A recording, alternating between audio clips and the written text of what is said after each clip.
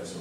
Si l'advenait, connaissant bien votre adversaire, on fait la sourde oreille et on fonce dans le mur, et qu'à partir du mois de mai, c'est 100%, 5e République, qu'est-ce qui va arriver?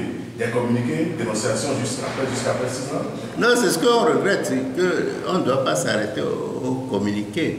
Donc j'ose espérer que d'ici là, on a le temps, malheureusement qu'on est en train de perdre, de sensibiliser bien la population pour que la population soit consciente que les choses changent. Et tout ça, ça revient à la population. Mais nous, un parti politique n'est pas suffisamment autorité, notamment n'est pas suffisamment fort pour tout changer. Donc c'est pourquoi je dis que nous devons intensifier la sensibilisation de la population et nous devons attirer l'attention de nos concitoyens d'unir pour leur dire que vraiment trop c'est trop et non qu'à faire un peu d'effort.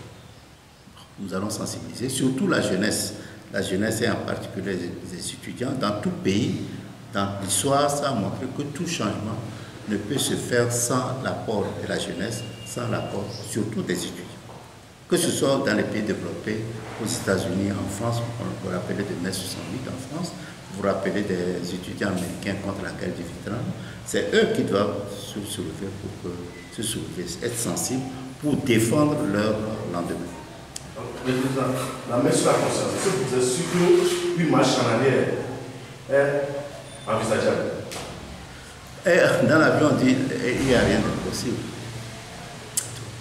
S'il y a suffisamment de pression, s'il y a suffisamment de sensibilisation, moi je pense que beaucoup de gens du dire ne sont pas satisfaits du processus qui se passe actuellement. Et nous devons essayer de faire, nous devons faire tous les moyens.